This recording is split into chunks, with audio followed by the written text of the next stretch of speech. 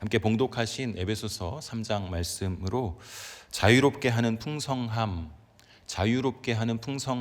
제목으로 은혜를 나누고 또 함께 기도하기를 원합니다. 코로나19 바이러스의 확산으로 인해서 벌써 3주째 우리 성도님들 온라인으로 예배를 드리고 계십니다. 하나님께서 각자의 자리에서 예배하고 있는 우리 성도님들을 또 함께 모여서 예배하고 싶은 그 마음을 위로해 주시고, 또 일상 가운데 두려움과 어려움이 찾아오고 있지만 하나님께서 그 마음을 은혜로 붙잡아 주시기를 간절히 기도합니다. 지난 주간 국민 중 60%, 그러니까 10명 중에 6명 이상이 일상이 멈췄다고 느낀다는 기사를 보게 되었습니다. 그리고 계속해서 예배를 드리는 가운데 일상이 멈췄다 60% 이상이, 우리도 참 그 가운데 그런 일상이 멈춘 상태에 있구나라는 생각을 하면서 그 기사가 참 마음에 남았습니다. 그리고 그 시기 이후에 일주일 정도 지난 지금은 더 많은 분들이 일상이 멈춰진 고통 가운데 있습니다. 국가적으로는 사회적인 거리 두기 운동을 권장하고 있는 상황입니다. 코로나 바이러스로 인해서 우리 국민들의 고통이 점점 더 과중해지고 있는 상황입니다. 사회생활을 이어가는 우리 국민들은 함께 모이는 것도 꺼려지게 되고, 함께 모여서 교제하고 식사하는 그 자리조차도 이제는 떨어져 앉고 서로 같은 방향을 보면서 함께 얼굴을 바라보고 식사하고 교제하는 것이 아니라 서로 얼굴도 바라보지 않고 각자 자리에서, 서로 떨어져 앉은 자리에서 같은 벽을 바라보면서 식사를 하고 있는 모습들이 점점 많아지고 있다고 합니다. 또 재택근무를 하시는 분들은 근무 환경이 바뀌면서 여러 가지 스트레스도 받고 불편하고 오히려 신경 써야 할 것들이 많아져서 피로도도 증가하고 있다고 합니다. 학교 개학과 개강이 연기되면서 학생들과 어린이들 또 부모님들도 모두가 불편과 불안함을 느끼게 되고 어려움을 겪고 있습니다. 특히 아이들이 있는 가정들은 아이들이 더 취약하고 연약하기 때문에 자의반, 타의반 격리 상태를 계속하고 있습니다. 도무지 견딜 수 없어서 잠깐 나갔다 온다거나 하는 이런 일들도 집사님들 통화를 하다 보면 또 듣게 됩니다. 또 모임과 외출을 피하다 보니까 자연스럽게 서비스업에 종사하시는 분들이나 또 자영업을 하시는 분들, 또 이런 분들뿐만 아니라 여러 계층에서 경제적으로 많이 타격을 입게 되고 생계 자체가 막막해지고 있는, 단 3주 사이에 또 한 주 더 길어지면 그만큼의 더 손해가 있고 정말 막막해지는 상황들을 겪게 된다고 하는 소식들을 듣게 됩니다. 그렇다 보니 일상이 정말 멈췄다라고 하는 것이 실감이 날 수밖에 없습니다. 자이든 타이든 많은 분들께서 격리되어 있는 상황이고요. 한마디로 지금의 현실은 우리 모든 국민들, 우리 성도들에게 감옥과 같은 형국이 아닐 수 없습니다. 우리 성도님들도 함께 자유롭게 이곳에 나와서 자유롭게 찬양하고 주님 앞에 소리 질러가면서 기도하고 싶은데 그렇게 할 수 없고, 그것들을 잠시 멈추고 온라인으로 주님 앞에 예배하고 있는 모습들이 지금 우리의 모습들입니다. 이것이 여러 사람들을 좀 보호하고 또 살리는 길이라고 우리가 생각하기 때문에 이렇게 노력하고 있지만, 한편으로는 우리가 감옥에 갇혀서 예배하는 것 같다라고 느껴질 수도 있다는 생각이 듭니다. 그래서 우리 국민들이나 우리 성도님들이 느끼시는 감정은 행복함이기보다 일상이 멈춰버렸고 모든 것이 멈춰버린 듯한 우울과 답답함과 불안함, 이런 것들이 더 크게 되었습니다. 지금도 각자 있는 곳에서 온라인으로 예배하고 있는 우리 성도님들, 교회 문이 열리고 기회만 된다면 이곳으로 달려와서 함께 예배하기를 원하시는 분들이 굉장히 많으실 것입니다. 또 공동체로 모여서 함께 뜨겁게 찬양하기를 간절히 원하시는 분들도 많으실 것이라고 믿습니다. 지난주에 어떤 목사님께서 지나가다가 한 성도님을 마주쳤는데 이런 말씀을 들었다고 합니다. 목사님, 저 죽을 것 같아요. 너무 답답하고 힘들고 마음이 어렵고 살 소망이 없어요. 이런 이야기를 했다는 이야기를 들었습니다. 교회에 자유롭게 올 수도 없고 사회적으로도 활동이 쉽지 않은 이 상황에 우리 성도님들이 느끼는 마음이 이 한 분만의 이야기가 아니라 우리 성도님들 대부분의 마음이 이렇지 않을까 싶습니다. 이런 상황에 처한 우리들을 생각하고 함께 이곳에서 예배드리는 가운데 갇힌 자 된 바울을 좀 떠올려 보게 되었습니다. 그래서 오늘 본문을 함께 살펴보면서 예배드리고 또 이렇게 사회적으로 갇혀 있고 격리되어 있다고 생각되는 이 상황에서 갇힌 자 된 바울이라고 하는 이 말이 제 마음에 좀 떠오르면서 갇혀 있는 바울은 어떠했을까를 한번 생각해 보게 되었고, 오늘 함께 읽었던 3장 7절부터 13절을 읽었지만 전체 1절부터 13절 내용을 통해서 함께 생각해 보려고 합니다. 오늘 1절 말씀 보시면 이러므로 그리스도 예수의 일로 너희 이방인을 위하여 갇힌 자 된 나 바울이 말하거니와 이렇게 말씀하고 있습니다. 갇힌 자 된 나 바울. 물론 감옥에 갇혀 있는 바울의 이 당시의 상황과 또 맥락과 이유는 지금 우리가 겪고 있는 이 시대, 좀 갇혀 있다고 느껴지는 이 시대와는 분명히 다릅니다. 이 시대, 바울의 시대와 이 시대가 똑같아서 이것을 함께 얘기하려고 하는 것이 아니라 그런 맥락 속에서 갇혀 있다고 느껴지는 우리가 그러면 어떻게 주님을 좀 대하는 것이 좋을까를 고민하면서 갇혀 있던 바울이 외부에 있었던 성도들을 향하여 쓴 이 편지, 성도들을 향한 이 외침 속에서 주님께서 이 바울에게 주셨던 마음은 무엇인가? 그것을 함께 생각해보고 우리가 주님 앞에 어떻게 서야 할까를 좀 고민해보면 좋겠다는 생각을 해보았습니다. 오늘 본문을 간략하게 좀 살펴보면 에베소서에 대해서 잠깐 말씀드리면, 에베소서는 사도 바울이 약 3년 남짓 복음을 전하고 가르쳤던 교회입니다. 그리고 그곳을 향하여 쓴 편지이죠. 에베소서는 빌립보서, 골로새서, 빌레몬서와 함께 옥중서신이라고 불립니다. 로마에 투옥되어 있을 때 3차 전도 여행 중에 3년 정도 또 섬겼던 그 에베소 교회 인근에 있었던 이 교회들을 향하여 보냈던 편지들을 중심으로 해서 빌립보서, 골로새서, 빌레몬서와 함께 옥중서신이라고 하는데, 특별히 에베소서는 짧게 6장으로 기록되어 있습니다. 이 6장, 짧은 6장 가운데 기독론이나 구원론이나 교회론이 잘 정립되어 있고 잘 제시되고 있는데, 그러나 그 내용에 비해서 구조는 좀 단순하다고 할 수 있습니다. 에베소서는 크게 두 가지로 두 부분으로 나눌 수 있는데, 첫 부분은 1, 2, 3장 앞부분과 뒷부분 4, 5, 6장 두 번째 부분으로 나눌 수 있습니다. 앞부분 1, 2, 3장은 신학적인 설명이라고 할 수 있겠고, 뒷부분은 실천적인 권면 혹은 도전이라고 볼 수 있겠습니다.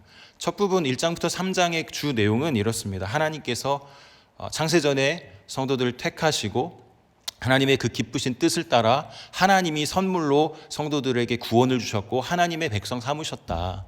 사람의 능력과 자격을 보고 선택해 구원하신 것이 아니라 하나님이 기쁘신 뜻을 가지시고 하나님의 계획 속에서 구원하시길 시작하셨고, 또 성도들이 그 은혜 가운데 예수 그리스도의 피로 죄와 허물 가운데 죽어 있었던 상태에서 예수 그리스도로 인하여 산 곳으로 옮겨지게 되었고, 산 상태로 신분이 바뀌어지게 되었고, 서로 가까워질 수 없었던 이방인과 유대인들이 이제는 가까워진, 그래서 서로 함께 연결되고 결합되고 지어져가는 교회로 하나님이 불러주셨다라고 하는 것을 앞부분에서 신학적으로 설명해 주고 있습니다. 두 번째 4장부터 6장까지는 실천적인 부분에 이미 그렇게 구원받은 우리 성도가 하나님 앞에서 성령을 통하여서 우리가 어떻게 살아가야 할 것인가, 우리 안에 내주하시는 성령께서 하나님의 사람으로 살아가도록 우리를 도우실 텐데, 그렇게 살기 위해서 우리가 어떻게 주님 앞에 겸손히 나아가고 하나님의 뜻을 이루어드리며 살아가야 할 것인가, 성령 충만한 삶은 무엇인가에 대해서 계속해서 권면해 주는 것입니다. 즉 이미와 아직 사이에 있는 성도들이 성령 안에서 이루어가야 할 책임에 대해서 도전해 주는 부분이 에베소서의 4, 5, 6장 후반부의 내용이라고 할 수 있는 것이죠. 이러한 구조 속에서 에베소서를 좀 이해해 보면 좋겠습니다. 그러다 보니까 차분하게 여러분들을 하나님께서 이렇게 구원하셨고 하나님께서 여러분들의 자격이 아닌 하나님의 기쁘신 뜻을 따라 하나님의 뜻대로 여러분들을 구원하셨고 하나님의 백성으로 살아가도록 하나님을 기쁘시게 하는 삶을 어떻게 살아갈 수 있는지 이렇게 차분하게 이성적인 톤으로 설명해 준다고 느껴집니다. 3장 1절 다시 한번 보시면 이러므로 그리스도 예수의 일로 너희 이방인을 위하여 갇힌 자 된 나 바울이 말하거니와 이렇게 말씀합니다. 첫 구절에 이러므로라고 하는 것은 2장 말미에서 말하고 있는 내용을 그렇기 때문에 여러분 이렇게 이야기하려고 합니다라고 하는 연결구가 되는 것이죠. 이러므로 나 바울은 새롭게 지어진, 그러니까 서로 연결되고 결합되고 지어져 가야 할 교회로서의 이 성도들을 향해서 이러므로 나 바울이 여러분들에게 이런 이야기를 더 해주고 싶습니다라고 하는 그런 이야기가 되는 것입니다. 무엇인가를 이야기하고자 하는 것이죠. 그런데 1절을 보면 형식상 주어가 1인칭 단수인 갇힌 자 된 나 바울은입니다. 그에 맞는 서술은 사실 14절로 넘어가야 됩니다. 14절 15절에 이렇게 기록되어 있는데요. 이러므로 내가 하늘과 땅에 있는 각 족속에게 이름을 주신 아버지 앞에 무릎을 꿇고 비노니. 이러므로 서로 지어져 가야 할, 연결되고 결합되어서 함께 만들어져 가야 할 성도들인 여러분들을 위해서 내가 하늘과 땅에 있는 각 족속에게 이름을 주신 아버지 앞에 무릎을 꿇고 빕니다 라고 하는 이야기로 자연스럽게 흘러갑니다. 그런데 이 자연스러운 이야기는 14절로 넘어가는 것이죠. 그래서 주석가들은 이 1절과 14절이 14절의 바울의 기도로 이어가려던 것이다. 그런데 2절부터 13절의 내용은 그 내용으로 넘어가기 직전에 생각난 이야기, 그러니까 바울의 머릿속에 하나님의 은혜의 복음에 대한 여러 가지 생각들이 떠올라서 이건 좀 꼭 이야기하고 넘어가야 되겠다 하고 첨언한 것이라고 생각합니다. 그래서 다음 2절부터 나오는 내용은 내용상 흐름이 크게 틀어지진 않지만 2장까지 이어오던 흐름과는 좀 다른 양상의 이야기가 됩니다. 그러니까 다시 한번 말씀드리면 여러분들을 하나님께서 이렇게 구원하셨고 창세전부터 택정하셔서 하나님의 기쁘신 뜻대로 구원하셨고 그 일에 예수 그리스도를 통하여 여러분들이 새 생명을 얻게 되었습니다라고 하는, 여러분들이 이렇게 되었습니다라고 하는 이야기와는 조금 다른 양상이 무엇인가 하면 2절부터 6절을 제가 한번 읽어드리면 너희를 위하여 내게 주신 하나님의 그 은혜의 경륜을 너희가 들었을 터이라. 곧 계시로 내게 비밀을 알게 하신 것은 내가 먼저 간단히 기록함과 같으니 그것을 읽으면 내가 그리스도의 비밀을 깨달은 것을 너희가 알 수 있으리라. 이제 그의 거룩한 사도들과 선지자들에게 성령으로 나타내신 것 같이 다른 세대에서는 사람의 아들들에게 알리지 아니하셨으니 이는 이방인들이 복음으로 말미암아 그리스도 예수 안에서 함께 상속자가 되고 함께 지체가 되고 함께 약속에 참여하는 자가 됨이라. 무슨 차이가 있겠습니까? 자신의 이야기를 꺼내기 시작했다는 것이죠. 1, 2, 3, 4, 5, 6장 중에 1, 2, 4, 5, 6장 전반을 보면 여러분은 이렇게 구원받았고 이렇게 살아가야 합니다라고 하는, 하나님의 백성으로 이렇게 살아야 한다라고 하는 그런 맥락에서 3장 초반부는 그것을 전달하고 있는 바울이 나 자신에게 하나님이 이런 은혜를 주셨고 하나님의 그 계획 속에 내가 여러분들에게 그 복음, 이방인들을 향한 하나님의 사랑이 어떻게 나에게 찾아왔고 그것을 내가 또 어떻게 여러분들을 향하여서 찾아가게 되었고 이방인들인 여러분들이 그것에 참여하게 되었다라고 하는 것을 이야기하고 있는 것이죠. 바울은 그리스도 예수의 복음 때문에 갇힌 처지가 되어 있는 상황이지만 이 복음의 목적, 이방인을 향한 목적을 성취하시려고 그리스도를 통한 그 복음의 본질이 하나님이 나에게 주신 은혜의 경륜을 통해 시작되었고 또 전하게 되었다라고 하는 것을 이야기하는 것입니다. 은혜의 경륜이라는 것이 무엇입니까? 경륜이라고 하는 것은 경영, 섭리를 의미해 주는데 하나님께서 사람에게 은혜를 주시기 위한 계획, 섭리, 경영이라고 할 수 있습니다. 이것은 어떤 사람의 주도권을 가지고 내가 알려주겠다 해서 가르쳐지는 것이 아니라 계시로 하나님께서 알려주시는 것입니다.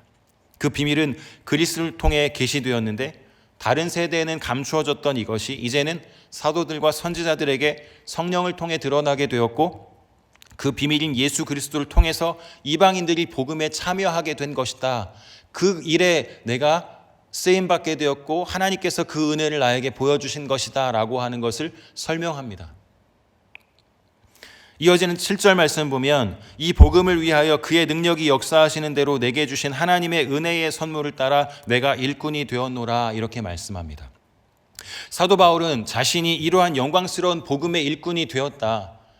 이방인들이 이 복음에 참여할 수 있는 일에 하나님께서 내게 은혜의 경륜으로 나에게 찾아오셨고 그 일을 감당할 수 있도록 나에게 은혜를 주셨고 결국 내가 그 일의 일꾼이 되었다라고 고백합니다. 그 복음의 일꾼이 되었는데 사도 바울은 내가 능력이 있어서 이렇게 일꾼이 되었다라고 말하지 않습니다.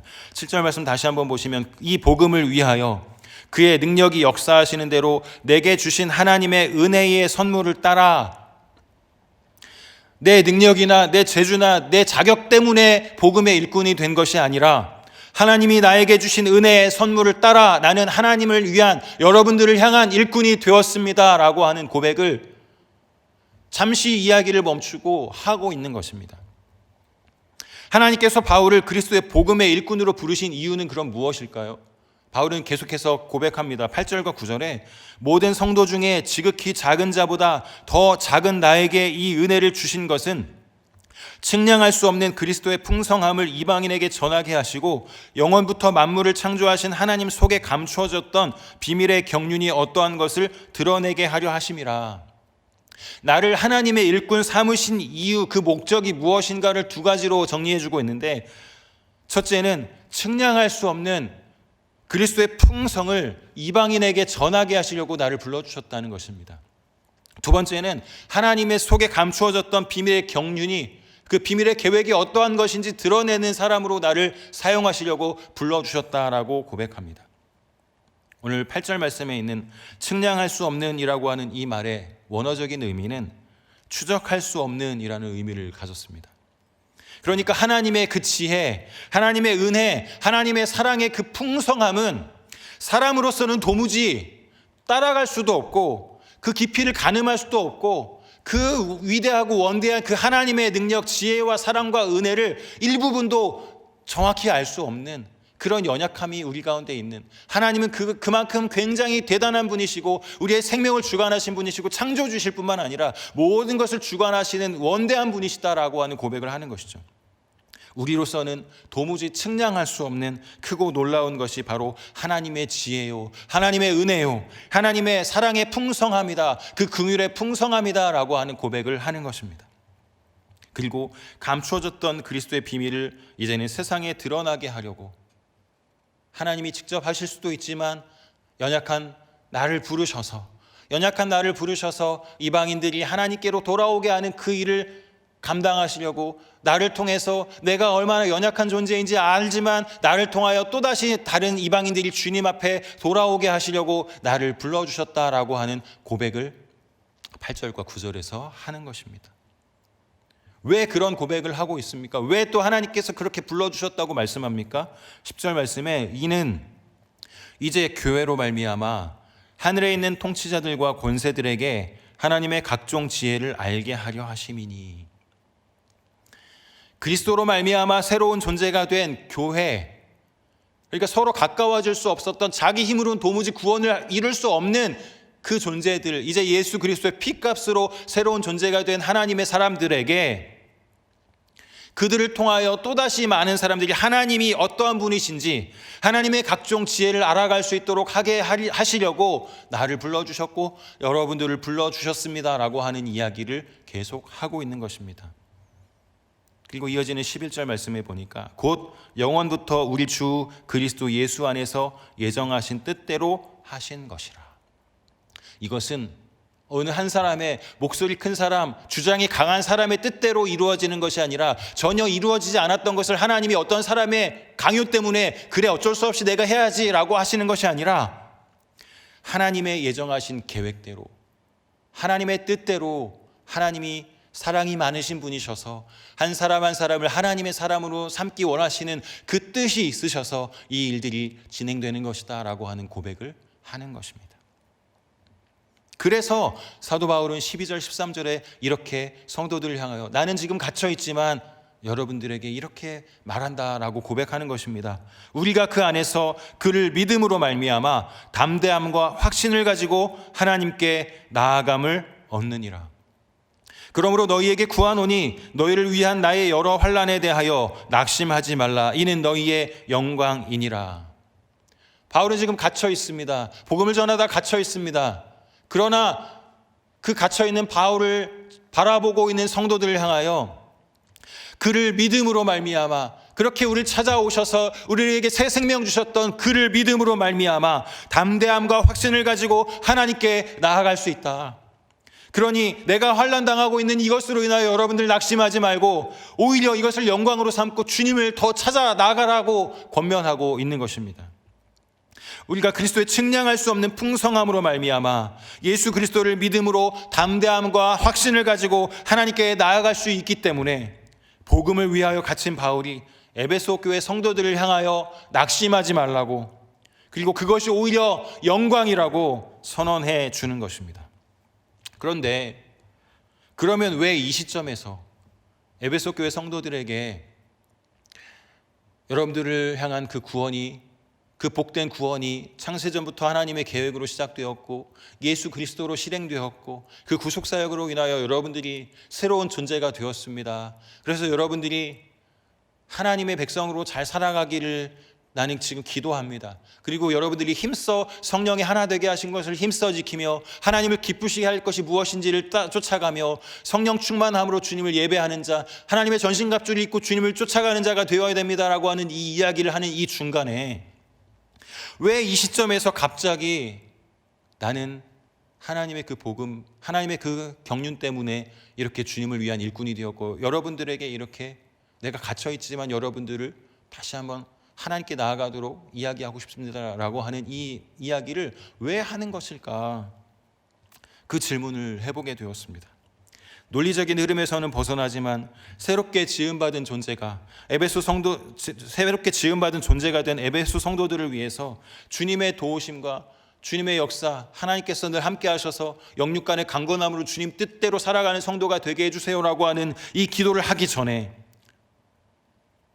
내가 이렇게 갇히기까지 여러분을 위하여 일꾼이 될 수밖에 없었다라고 하는 이유, 내가 이렇게 일꾼이 된 이유는 이것입니다. 하나님께서 내게 은혜를 주셨고 그 은혜 때문에 내가 복음의 일꾼이 되었습니다라고 하는 이 이야기를 하는 이유는 과연 무엇일까를 생각해 볼 때 단지 2장 마지막 부분에 이어서 함께 지어져 가야 할 교회에 대해서 보충적인 의미로 여러분들이 이제 서로 연결되고 결합되고 한 몸이 되어야 합니다.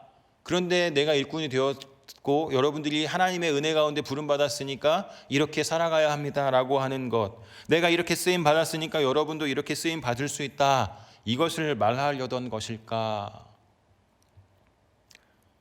그런데 바울은 어떻게 감옥에 gat혀서도 그렇게 담담하게 내가 이렇게 갇혔는데, 복음 전하다가 갇혔는데 너무 억울하다, 여러분들이 나를 위해 단원서를 쓰든지 내가 나가서 다시 여러분들을 만날 수 있도록 찾아오든지 이렇게 이야기하는 것이 아니라 담담하고 담대하게 주님께 나아가라고, 담대함과 확신을 가지고 주님께 나아갈 수 있게 되었다고, 여러분들이 예수 그리스도로 인하여서 새로운 존재가 되었기에 주님께 나아갈 수 있다고 담담하게 이렇게 권면할 수 있는 이유는 무엇이었을까를 계속 고민하게 되었습니다.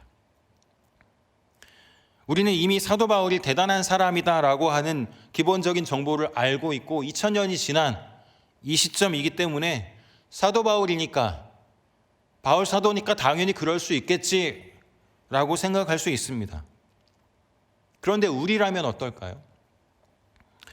나는 믿음 가운데 잘 살고 있고 교회에서 주를 위하여 섬길 수 있는 모든 것들을 다 잘 섬기고 있는 가운데 있는데 내 뜻과 상관없이 직장을 잃어야 된다거나 오늘 사도 바울처럼 복음을 전하다가 감옥에 갇혀 있거나, 나는 열심히 주님을 위하여 산다고 하는데 직장에서 내 입지가, 너는 교회 다니는 사람이기 때문에 입지가 좁아진다거나 오해가 생기거나 손해를 보게 될 때 여러분들은 어떤 마음이 가장 먼저 마음에 찾아오십니까?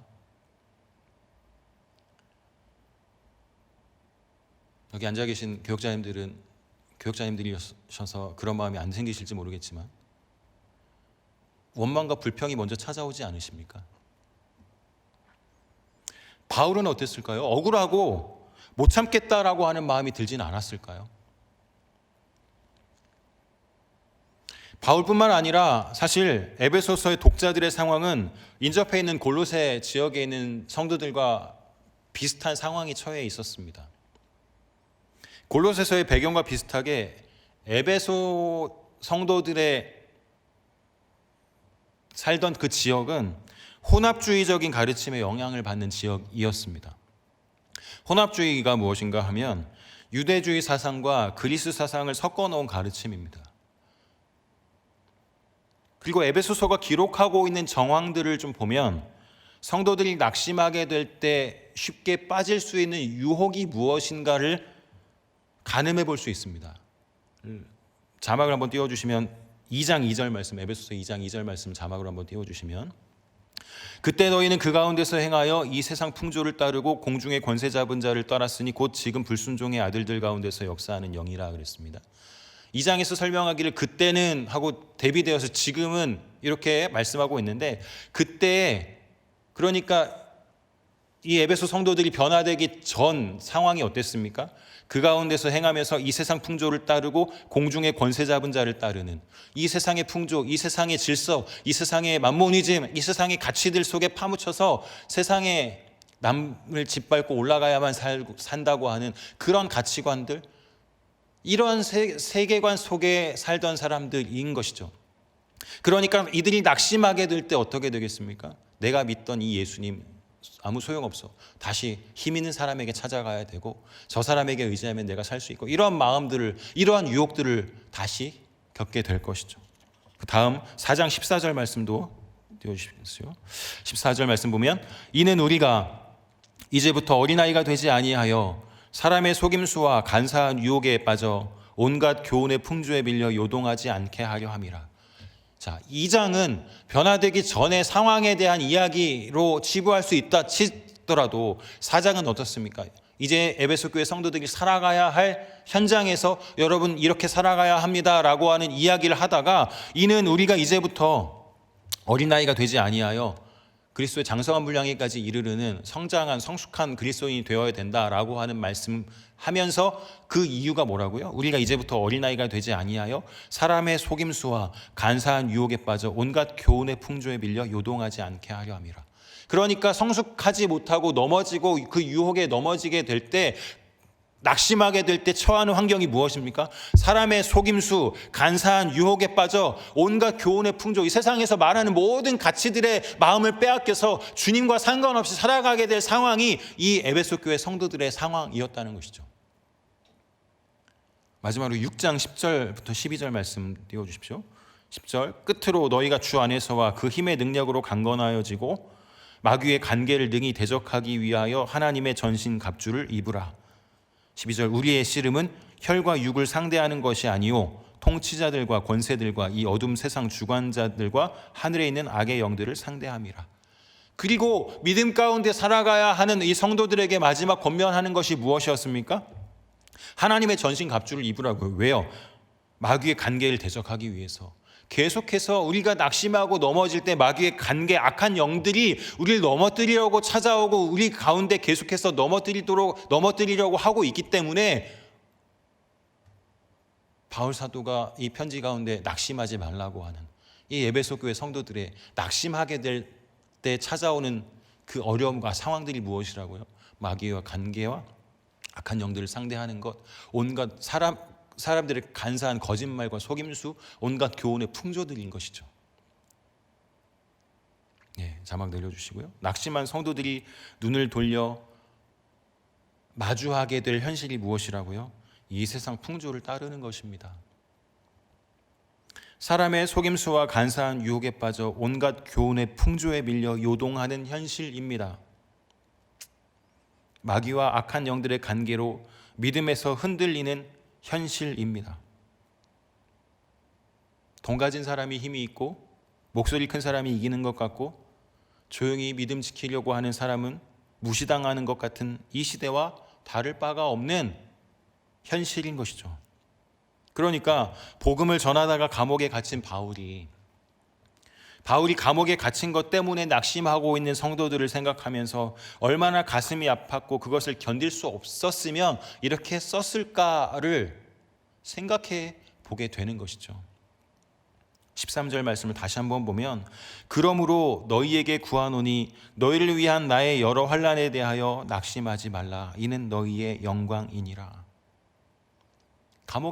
복음을 전하다 감옥에 갇힌 것뿐만 아니라 여러 환난을 당하고 있었던 그 정황들에 대해서 갇힌 자 된 바울이 도리어 내가 이런 환난 당하는 것, 갇힌 것 때문에 낙담한 성도들을 향해서 그러니 복음 전하다 갇힌 것 때문에 낙심하지 말라고, 이것을 자랑으로 삼으라고, 우리의 힘과 능력이 아닌 그리스도의 은혜의 풍성함으로 우리를 불러주신 하나님께 담대함과 확신을 가지고 나아가고 그분이 누구신지 뜨거운 사랑의 마음으로 위로와 격려를 통해 그분을 생각하라고, 그분을 통해서 우리가 살게 되었다는 것을 기억하라고 격려하고 있는 바울의 마음, 또 그 바울의 마음 가운데 주신 주님의 마음을 오늘 본문에서 우리는 확인할 수 있는 것입니다.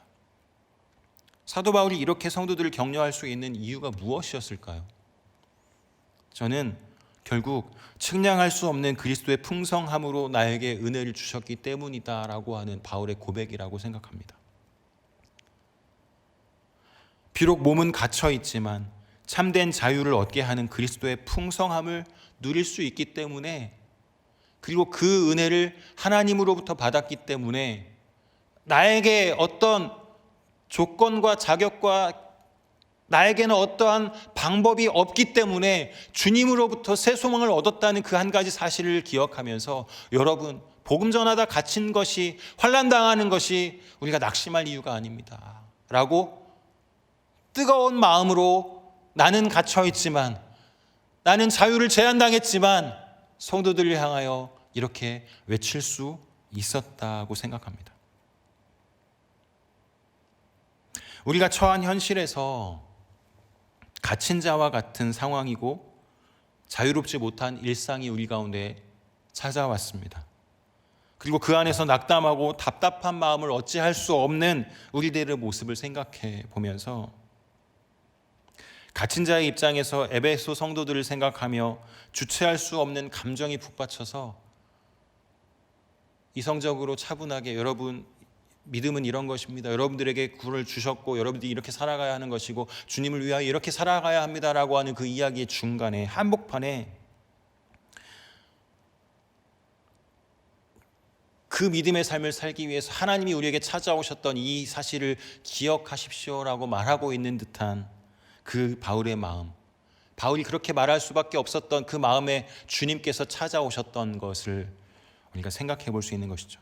그러면 갇힌 자와 같이 제한되어 있고 격리되고 정말 답답한 현실 가운데 처해 있을 때 우리가 특별히 지금 생각해야 되는 것은 무엇일까를 질문해 보면, 우리가 무엇 때문에 주의 부르심을 받았는가를 생각하는 것입니다.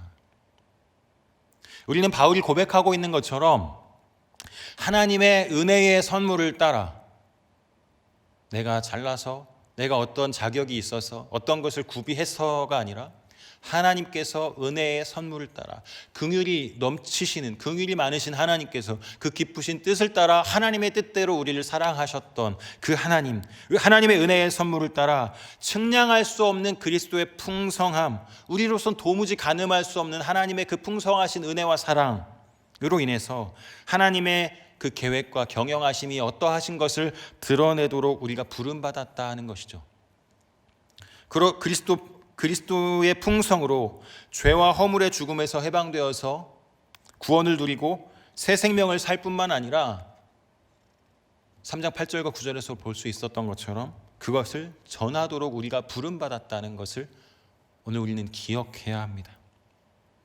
복음을 위하여 몸은 갇혔지만, 몸에 제약이 생겼지만 그것으로 인하여 낙심하고 주저앉아 있는 것이 아니고, 내가 일꾼이 된 것은, 일꾼이 되어서 수고하다가 이렇게 갇혀진 것은 그리스도의 은혜의 풍성함 때문이다라고 간증하면서 12절 13절을 더 뜨겁게, 우리가 그 안에서 믿음으로 말미암아 담대함과 확신을 가지고 하나님께 나아감을 얻느니라. 그러므로 너희에게 구하노니 너희를 위한 나의 여러 환난에 대하여 낙심하지 말라. 이는 너희의 영광이니라. 이렇게 외쳤던 바울의 심정 가운데 찾아가셨던 그리스도의 마음을 품고 우리에게 새 생명을 허락하시고 하나님의 경륜, 하나님의 계획을 드러내도록 불러주셨음을 기억하고 있는 그 자리에서 하나님의 영광을 드러내는 삶을 살아가는 은혜를 누리는 저와 여러분들이 되시기를 축복합니다.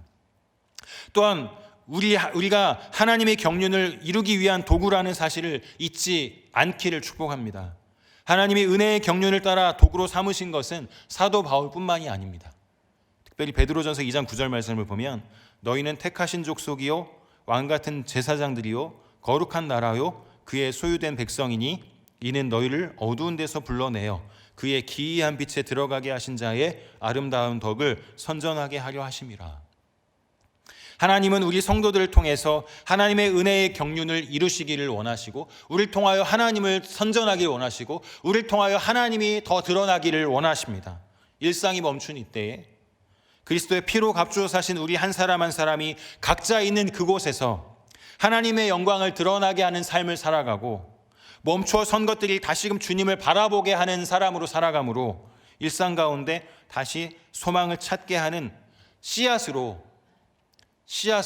하나님의 살아계심과 하나님의 역사하심을 또다시 옆에 있는 우리가 만나는 사람들, 함께하는 사람들에게 보여주고 증거하게 되는 우리의 일상, 우리의 삶이 되기를 예수님의 이름으로 축원합니다.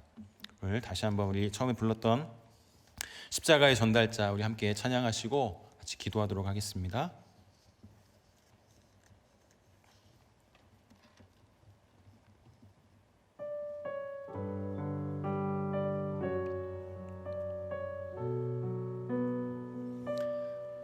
난 지극히 작은 자 죄인 중에 괴수 무익한 날 부르셔서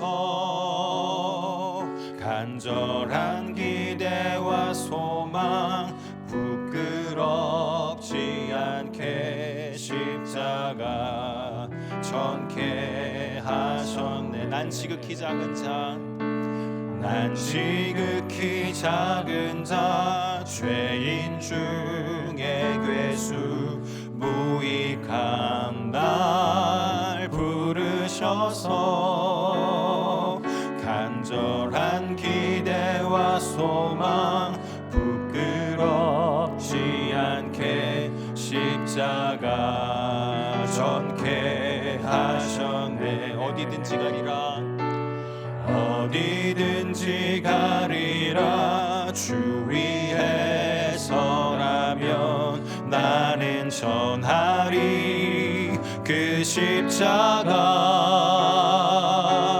내 몸에 밴 십자가 그 보혈의 향기 온 세상 채울 때까지 살아도 주를 위해 살아도 주를 위해 죽어도 주를 위해 사나 죽으나 난 주의 것 십자가의 능력 십자가의 소망 내 안에 주만 사시는 것 난 지극히 작은 자 난 지극히 작은 자 죄인 중에 괴수 무익한 날 부르셔서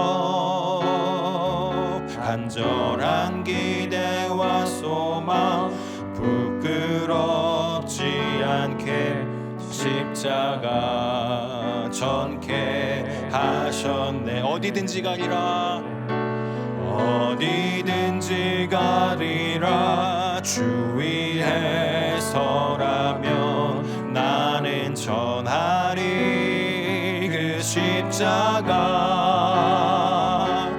내 몸에 밴 십자가 그 보혈의 향기 온 세상 채울 때까지 살아도 주를 위해 살아도 주를 위해 죽어도 주를 위해 사나 죽으나 주의 것 십자가의 능력 십자가의 소망 내 안에 주만 사시는 것 난 지극히 작은 난 지극히 작은 자 죄인 중에 괴수 무익한 날 부르셔서